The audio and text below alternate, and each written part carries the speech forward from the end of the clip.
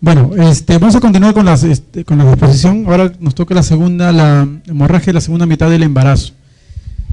Vamos a hacer, ya son temas más cortitos, porque aún nos quedan varias clases. La hemorragia obstétrica de la segunda mitad definitivamente se constituye en un grupo mayor de causa de mortalidad materna. Definitivamente la principal causa de muerte materna es la hemorragia, y la puerperal es la que comanda todo con la atonía uterina, ¿ya? De ahí le sigue lo que es la placenta previa, el DPP, y se comparte el resto de lo que es este embarazo ectópico y lo que es el aborto. Entonces, lo que vamos a hablar ahora es sobre el desprendimiento prematuro de placenta, algo muy conocido me parece ya. Es la separación de la placenta normalmente insertada, y se llama normalmente insertada por encima de lo que es el segmento uterino, ¿no? Cara anterior, fondo, cara posterior. La frecuencia de 0,5 a 1% del total de partos. O sea, de cada 100 partos hay un caso de DPP. La mortalidad perinatal puede llegar a 120 por 1000 gestaciones, y el riesgo de recurrencia aumenta 10 veces con la siguiente gestación. Es decir, que si una paciente tiene en su embarazo un DPP, es probable que vuelva a tener el mismo episodio, y sobre todo si está asociado a una preeclampsia y si es severa. Alta recurrencia, no se olviden de eso. La etiología desconocida, como todo en obstetricia, por lo tanto no hay un tratamiento específico, solamente un tratamiento para el sintomático, por decirle. Pero se asocia al problema del síndrome de daño endotelial, dentro del cual también está la placenta, la preeclampsia.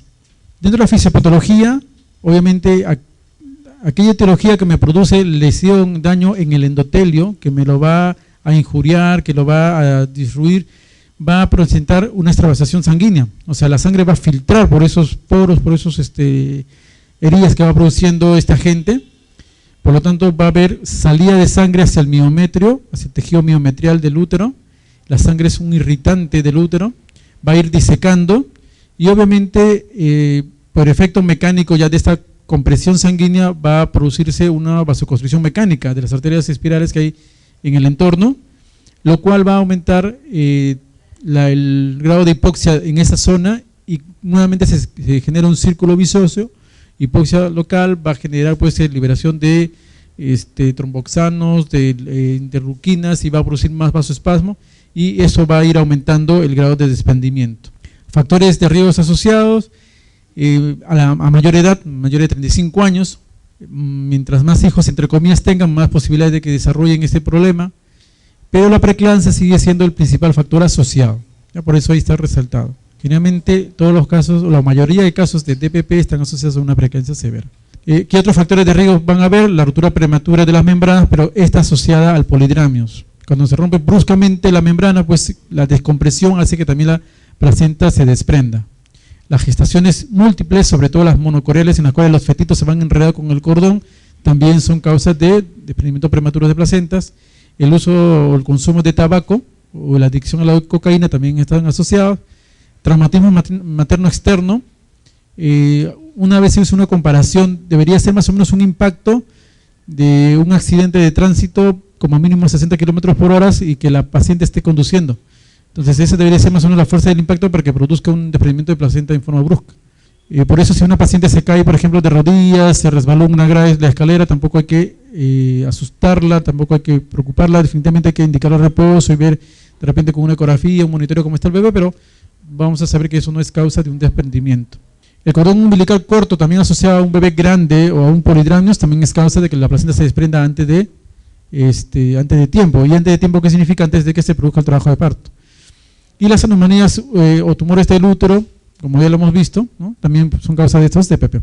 La clasificación del DPP por la presencia de sangrado puede ser evidente cuando es externo o puede ser oculto. El evidente es el clásico que uno lo ve porque vía vaginal está sangrando, y el oculto es aquel que no lo vemos. Y lamentablemente esto se asocia a diagnósticos tardíos. Por el tipo de desprendimiento puede ser un DPP total, parcial, incipiente, llamado inicial por algunos, y desprendimiento solamente del borde placentario, más conocido como la ruptura del seno marginal. Obviamente el DPP pues total conlleva una mayor mortalidad perinatal y materna.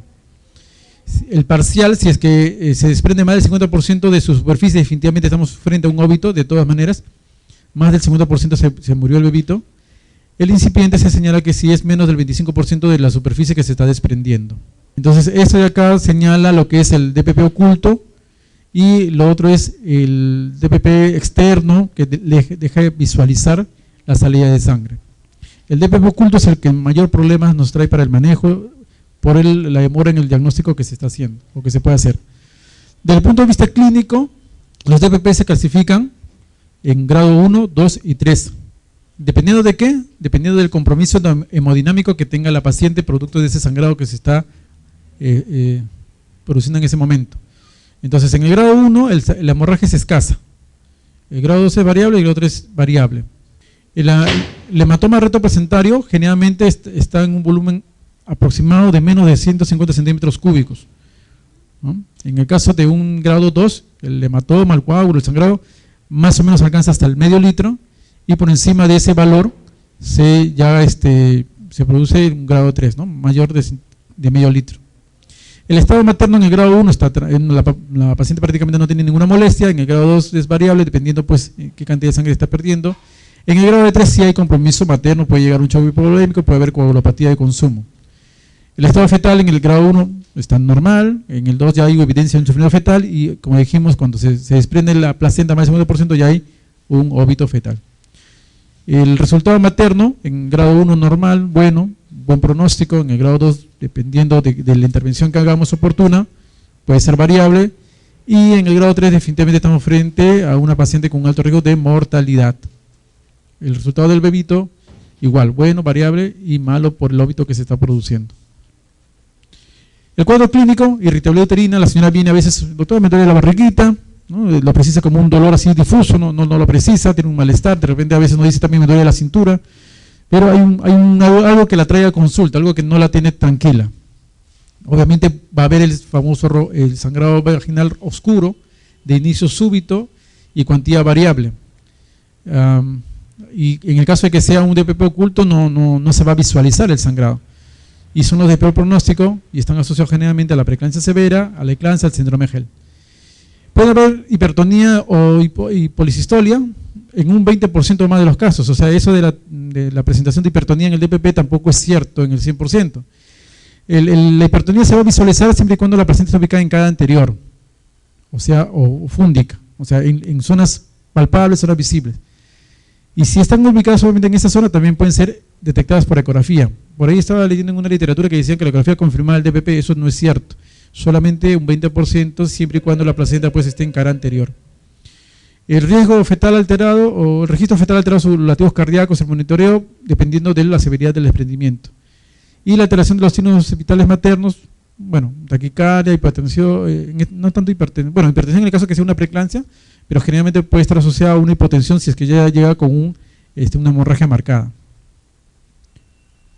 Este es el cuadro de una placenta, ¿no? Esta es la placenta, y este es el cordón umbilical, su inserción, y la placenta venía por una molestia, y aquí tenía una sombra, que si bien es cierto esto parece una placenta posterior, lo que pasa es que el traductor lo metimos de costado, ¿no? Por eso se visualizó. Es una placenta posterior, es cierto, pero que teniendo más o menos la ubicación adecuada, se puede visualizar el DPP. No es lo común, pues, no es que yo cojo la ecografía y ya hago el diagnóstico de DPP.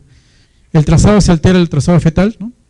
Esto acá representa un poco de incremento de la tonicidad uterina, hay una ligera hipertonía y los latidos disminuyen. Un poquito como que se espacean las contracciones también y los latidos vuelven a aumentar, a superarse.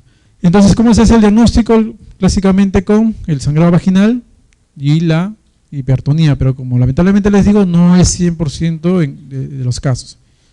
En toda gestación pretérmino que presente trabajo de parto y haya sangrado vía vaginal rojo oscuro, considerar la existencia de un DPP hasta no demostrar lo contrario. Puede ser que le pregunten así en un caso clínico, como siempre preguntan en los exámenes, gestación pretérmino con sangrado y con trabajo de parto, sospechar de DPP hasta no demostrar lo contrario. Diagnóstico diferencial, placenta previa, ruptura de la basa previa, ruptura uterina y abdomen agudo, porque como viene como un malestar así generalizado de la barriguita, puede ser que estemos frente también a una apendicitis. Nos ha pasado de que es un cuadro de apendicitis que se junta con un trabajo de parto normal, no se toma la importancia respectiva porque se piensa que el dolor es por la contracción, y al final esa paciente termina con peritonitis, ¿no? También entra dentro del diagnóstico diferencial. El manejo va a depender del tipo de cuadro clínico o el grado, ¿no? Grado 1, grado 2. Felizmente que estos casitos, el grado 1 y grado 2 son los más frecuentes, 80% de los casos. La finalización de la gestación debe ser por la vía más expedita, según condiciones cervicales y grado de bienestar fetal. Los DPP no son sinónimo de cesárea, ¿ya? No necesitan ser intervenidas quirúrgicamente. Si es una paciente que ya pues está en trabajo de parto, están dilatados 7, 8, definitivamente le podemos, inclusive se puede utilizar oxitocina, dependiendo del grado de supuesta hipertonía que pueda tener. Entonces, para acelerar de esa manera o acortar el periodo del trabajo de parto, ¿ya? Hay que monitorizar a la mamá y al bebé en forma permanente, colocar la vía endovenosa por si acaso terminen las operaciones, por si acaso hay hemorragia. Y como le decía, pues hay que valorar el uso de la oxitocina. ¿Se puede utilizar la oxitocina? Sí, se puede utilizar, ¿no? Y sobre todo hay que vigilar el fibrinógeno, ¿no? Y los perfiles de coagulación en general. Y hay que tener la posibilidad de transfundir un paquete sanguíneo o algo, según el volumen sanguíneo que se pierda. El DPP con óbito, el 20% de los casos, tampoco es sinónimo de que hay que operar a la paciente. Bueno, ya lamentablemente se nos murió el bebito, y si es su primer embarazo, para no condenar a esa paciente que por haber operado tenga que ser operada en su siguiente embarazo, se puede favorecer el parto vaginal. Se evalúa el estado hemodinámico y la hemostasia materna. Puede haber problemas de coagulopatía. El monitoreo estricto de la mamá. Hay que, en este caso sí, por la gravedad de repente de la hemorragia y el compromiso, si va a ser transfundida, puede pasar a la UCI. Colocar una vía endovenosa doble, porque a veces una es para la vía en sí y la otra es para la transfusión. Y siempre el perfil de coagulación.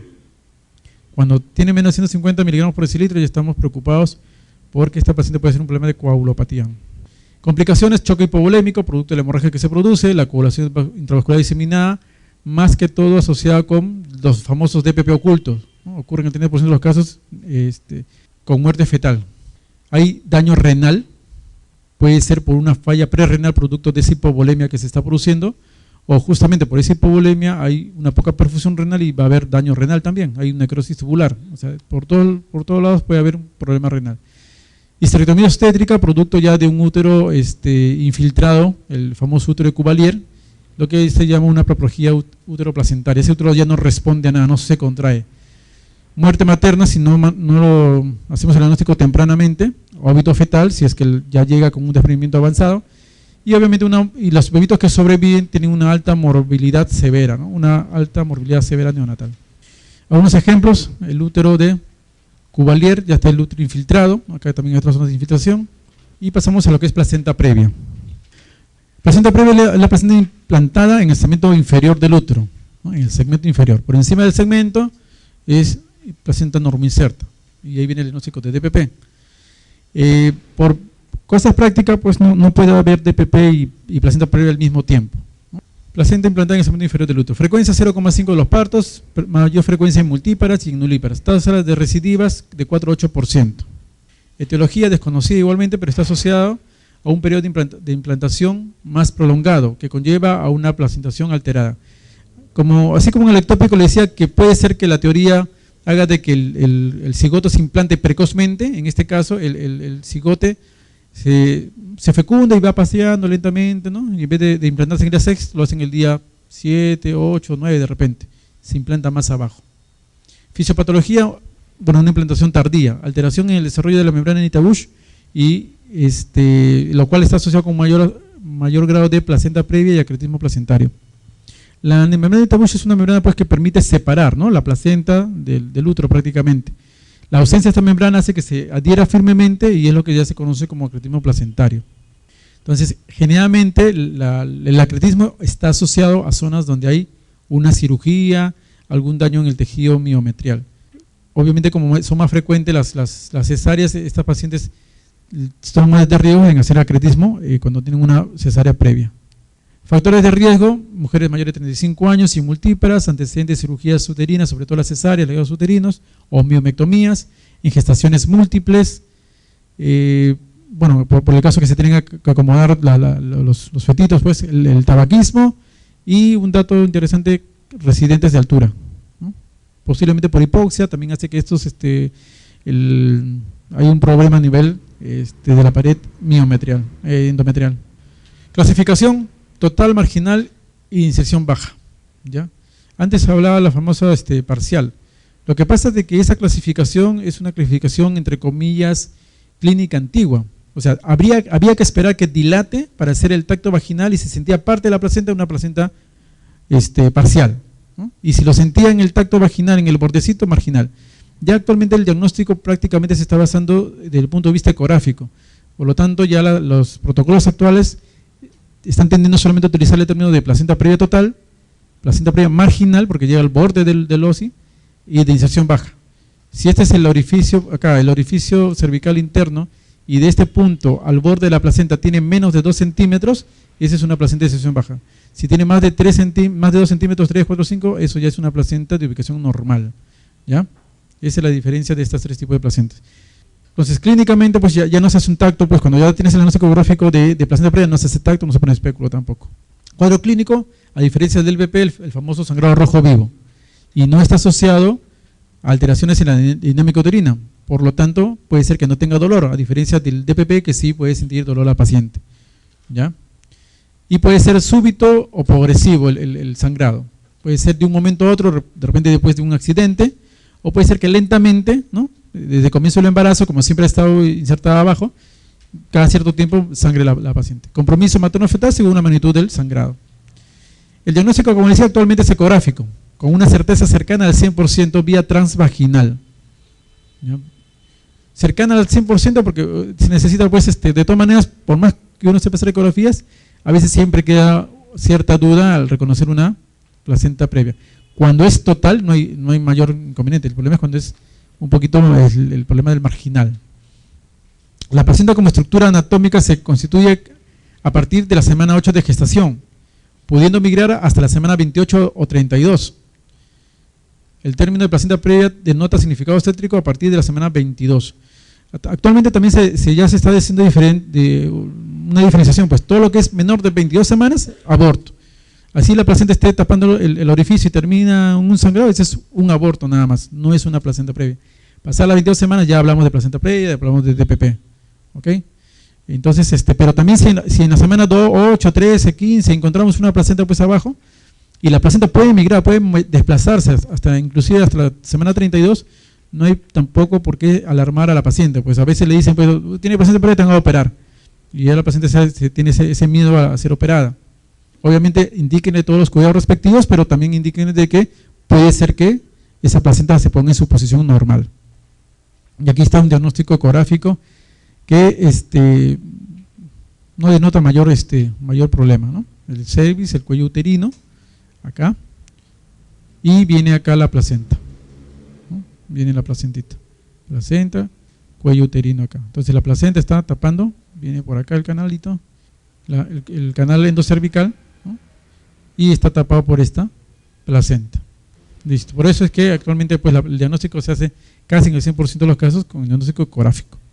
Diagnóstico diferencial: el DPP, ruptura de vasa previa, ruptura uterina, desgarro cérvico-vaginal o cervicitis severa. Cervicitis severa asociada también, por ejemplo, a los casos de cáncer, ¿ya? La otra vez también pasó lo mismo en el hospital, una paciente que se sospechaba que era placenta previa y que ecográficamente decía que era placenta previa. Al final había coincidido que tenía un NIC3, un cáncer, y obviamente se producía el sangrado. Lo que no compatibilizaba es que la ecografía decía la placenta previa, pero el sangrado que perdía era rojo oscuro y era en escasa cantidad, no tenía otras molestias. Entonces eso llevó a hacer un Papa Nicolau y se confirmó que era un cáncer. El manejo: la vía del parto depende de la ubicación de la placenta. Si es una placenta previa total, definitivamente es cesárea. Si es parcial o de inserción baja, se puede dar un manejo individual, pero, siempre hay peros. El problema es que la parcial también puede sangrar, por lo tanto, actualmente muy pocos, casi nadie, si es una placenta parcial, da chance. Y si es de inserción baja, depende también del médico que vaya a atender a la paciente, ¿ya? Pero solamente la total definitivamente es cesárea. La parcial es más probable que termine en cesárea y la inserción baja pueden darle chance vaginal. Preparar para eventual transfusión materna y el equipo médico capacitado para realizar una histerectomía obstétrica de emergencia. si es que está asociado a problemas de acretismo. ¿Cómo va a ser el manejo? Aquí ya va a depender mucho de la edad gestacional. Por ejemplo, si tengo una gestación a término o tengo una gestación de 34 a 36 semanas, bueno, es un bebé maduro, ya no hay tiempo ni para poner el corticoide porque ya no va a hacer efecto, porque ya supuestamente ya sus pulmoncitos ya están desarrollados. Entonces, una vez que se confirma la madurez de estos bebitos, se debe culminar la gestación. Si es una placenta previa que no está sangrando, puede ser de forma electiva, ¿no? La señora va a operar en la semana 37, 38, la operaré, ¿no? Pero si llega con semana 35 y empieza a sangrar, no va a esperar pues que llegue a la semana 37 de frente y ya la operamos. Pero siempre y cuando comprobemos la maduración de este bebito, porque puede ser que sea una diabética, en la cual esos bebitos demoran en madurar. Si no está descompensada, podemos hacer el intento de poner el corticoide y esperar pues que llegue un poquito más. Si es una gestación de 28 a 33 semanas, la cosa cambia. Ahí sí tenemos que utilizar el corticoide. Se le da, ahí están los esquemas, dexametasona o betametasona. Los metaanálisis decían que es mucho mejor la betametasona, ¿no? Pero ya en 2011 están habiendo estudios, otros metaanálisis, que dicen que parece que la dexametasona es mejor. Pero bueno, ahí están los dos esquemas, ¿ya? Y se debe utilizar tocólisis, siempre y cuando la mamá no tenga ningún compromiso, ni el bebito. Se utiliza tocólisis para tratar de que estos agentes actúen. ¿Cómo se pone el corticoide? Se pone, por ejemplo, la betametasona se pone 12 miligramos hoy día, 12 del mediodía. Mañana sábado se pone la siguiente dosis, 12 miligramos más. Y recién el día domingo, pasada 24 horas de la segunda dosis, pasada 48 horas de la primera dosis, ya está actuando plenamente. O sea, recién tendría que sacar ese bebito las 48 horas de la primera dosis. Si yo le pongo la primera, prácticamente no va a hacer nada. Si le pongo la segunda, inmediatamente lo opera, también el resultado no es tan bueno como que poniéndole las dos dosis y esperando las 48 horas respectivas. Monitoreo materno, control del monitoreo fetal de latidos cardíacos, su monitoreo, su eco perfil, exámenes auxiliares. Y siempre buscando, ojo, acá hay un dato, independientemente de la edad gestacional, si ya es un sangrado continuo, algunos dicen 300 centímetros cúbicos, pero ya hemos visto que la definición de hemorragia dice de que con más de 500 centímetros cúbicos de pérdida sanguínea es descompensación materna. Entonces, por eso algunos dicen que si ya pierde más de 50 centímetros, 500 centímetros cúbicos, se acabó el embarazo, no importando el tiempo de gestación, haya o no haya recibido el corticoide respectivo. ¿Y qué pasa en estos bebitos pues, de menor tiempo, de 22 a 27 semanas? Conducta expectante, si sangra, lamentablemente también se acabó el embarazo, ¿no? Independientemente de la edad gestacional. Complicaciones, choque hipovolémico, anemia materna y fetal, mayor frecuencia si la extracción fetal es transplacentaria. En el caso de que la placenta sea corporal anterior y esté ubicado en el segmento hacia abajo, pues cuando se hace la cesárea, lamentablemente es un problema porque eso se hace un mar de sangre que es difícil sacar inmediatamente al bebito, ¿no? Aquí los bebitos salen por lo menos con 1 o 2 gramos menos de lo que debería tener. La histerectomía obstétrica, si es que está asociada a acretismo placentario, hay injuria vesical porque a veces se tiene que entrar corriendo operando y puede haber muerte materna si es que obviamente la paciente está distante, no está cercana a una institución que pueda resolver el problema. El tipo de anestesia se recomendaría si es que es una placenta previa aguda, sangrante, es general. Lo que pasa es que ahí hay problema con los anestesiólogos que ellos son los que manejan ese campo y a veces se les ocurre poner hasta la anestesia epidural, ¿no? Que se pierde un tiempo valioso ahí, pero lamentablemente es un manejo que ellos lo tienen que hacer.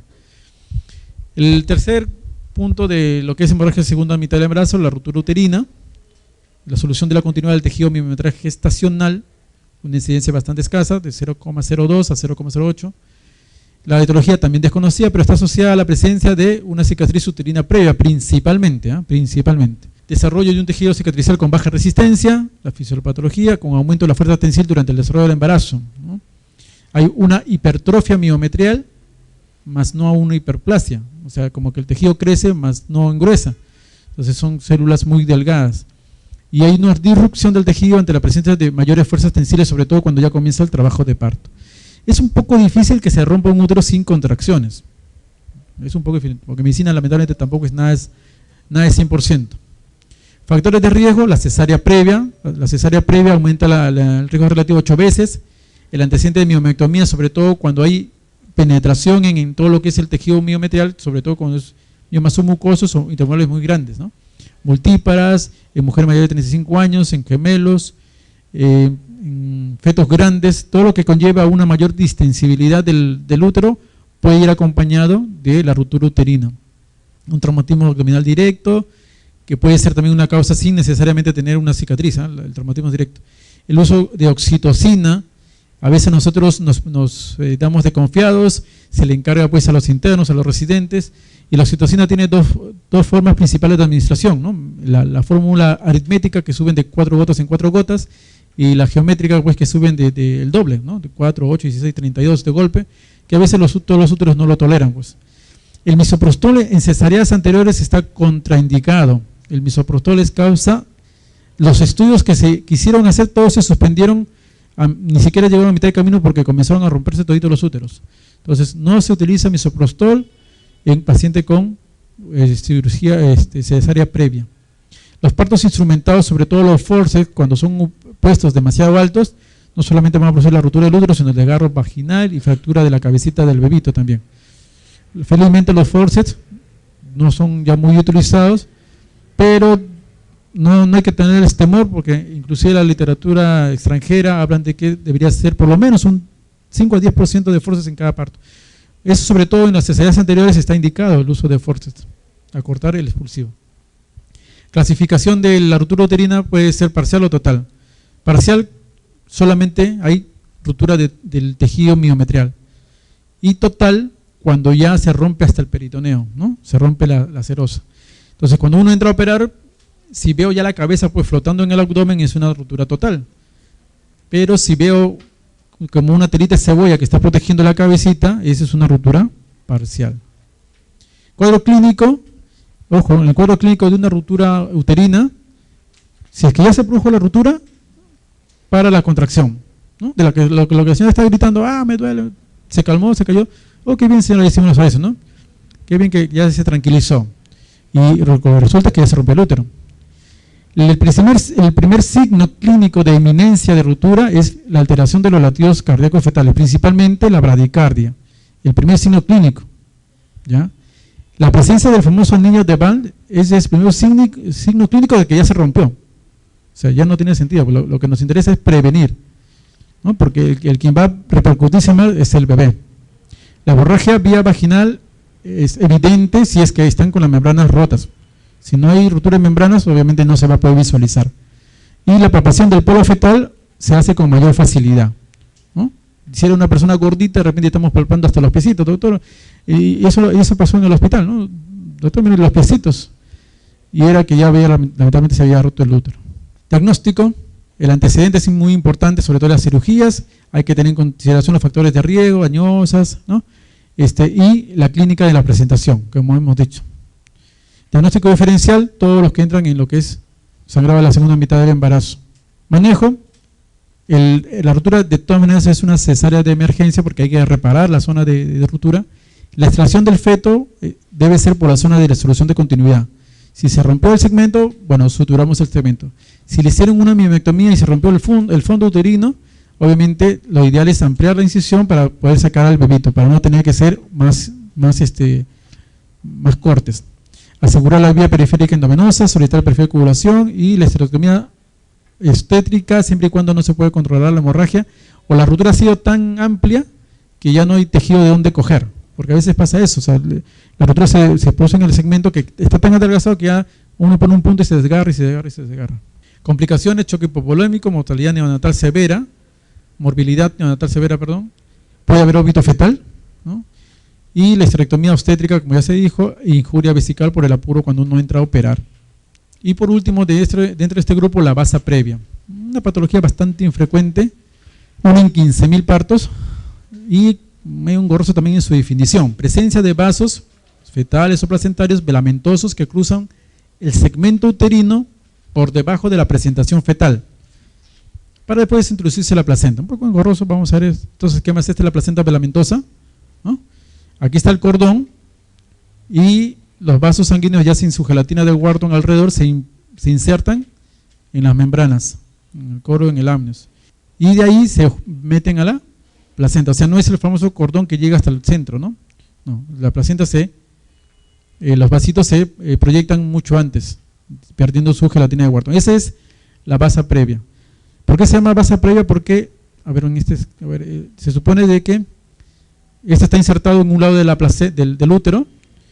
Vamos a suponer que el cordón se va hacia el otro lado del útero y acá va a estar el bebito, ¿ya? Acá encima. Y al fondo, imaginemos que está el cuello uterino, la vagina. Entonces, obviamente, los vasos están previos, ¿no?, a la cabeza fetal con respecto al orificio cervical. Entonces, aquí está el OSI, el cuello, aquí están los vasos previos a la presentación fetal, ¿no? Placenta, los vasos velamentosos y el cordón umbilical. Eso se llama una basa previa. La etiología es desconocida, pero está asociada con todo lo que conlleva a la alteración de la gelatina de Wharton. Fisiopatología: los vasos fetales altamente vulnerables y susceptibles de ruptura o laceración. Es frecuente la compresión de estos vasos, especialmente durante el tercer trimestre de gestación, lo que puede condicionar asfixia y muerte fetal. Factores de riesgo: técnica de reproducción asistida. Otra vez acá, las famosas fertilización in vitro, no solamente es causa de ectópicos, está siendo causa de también de basas previas, que antes no se veía mucho y ahora se están reportando. Entonces, los que se van a dedicar a la ginecología y de ahí a la infertilidad, tengan bastante cuidado. Embarazos monocordiales, porque también pues se enredan con su cordoncito, etcétera, ¿no? Clasificación de la basa previa: tipo 1, tipo 2. Vamos a ver acá mejor en el esquema. Tipo 1 es la clásica, ¿no? Placenta, los vasos acá previos y el cordón. Y en el caso de la tipo 2 es que está la placenta, hay un cotiledón aberrante, por lo tanto los vasos sanguíneos se distribuyen hacia los dos y son estos vasos sanguíneos que están delante de la presentación. Esos son los dos tipos de basa previa. ¿Cuál es la clínica? El problema es que la paciente como tal no tiene mayor molestia, porque el problema no es de ella, el problema es el bebito, ¿no? Si se rompen esos vasos, lo que se pierde ahí es sangre fetal. De repente la basa previa sería la única hemorragia fetal que se va a producir en el periodo gestacional. No sería tanto una hemorragia obstétrica, sino sería una hemorragia fetal, ¿no?, neonatal. Pero está considerado dentro del grupo porque aún está dentro del vientre. Entonces la gestante como tal no tiene molestias, ese es el problema. ¿Cómo se diagnostica? Por un hallazgo. Ojo, bueno, la señora viene de trabajo de parto, está dilatando, bueno, y uno hace el tacto vaginal y dice, ¿qué es esto? Dice, ¿no? Y siente los latidos de los vasos sanguíneos. O en aquellos lugares, aquí no se hace, pero en aquellos lugares donde hacen amnioscopía, ¿no? O sea, ponen una laparoscopía, pero en este caso entran por la cavidad, por el cuello uterino, meten una camarita y ven las membranas, ven los vasos sanguíneos ahí delante de ellos, ¿no? La triada clásica: siempre y cuando haya ruptura de membranas, va a haber el sangrado vaginal que no produce dolor. Como le digo, no es un problema de la mamá. Y vemos que cuando escuchamos los latidos, estos están bajando. Eso sería la triada, ¿no? O sea, hay un sangrado indoloro previa ruptura de membranas y con sufrimiento fetal incluido. El diagnóstico clínico, medio raro, porque como le digo, la mamá no reporta nada. El diagnóstico va a ser más que todo ecográfico. Ahora la ecografía Doppler también está entrando como apoyo importante de este tipo de patología. Ya se puede describir esta patología desde la semana 13 y se debe confirmar en la semana 22. Ahí está la ecografía Doppler, ¿no? Vaso sanguíneo, presentación de la cabecita, cuello uterino, el canal vaginal, basa previa. Manejo: cesárea electiva. Aquí de todas maneras no se debe llegar a término. ¿Por qué? Porque ya hemos visto de que si hay contracciones se pueden desgarrar, se pueden comprimir los vasos, peor compromiso fetal. Entonces, semana 35 aseguramos que esté madura y le ponemos corticoides si quieren, pero a la semana 35 se culminó el embarazo. Cesárea de emergencia dependiendo de la edad gestacional ante la sospecha de este diagnóstico, ¿no? Si ya vemos que los latidos están bajando, ya no interesa la edad tampoco. Asegura la vía periférica endovenosa. Complicaciones: anemia fetal, morbilidad neonatal severa y óbito fetal.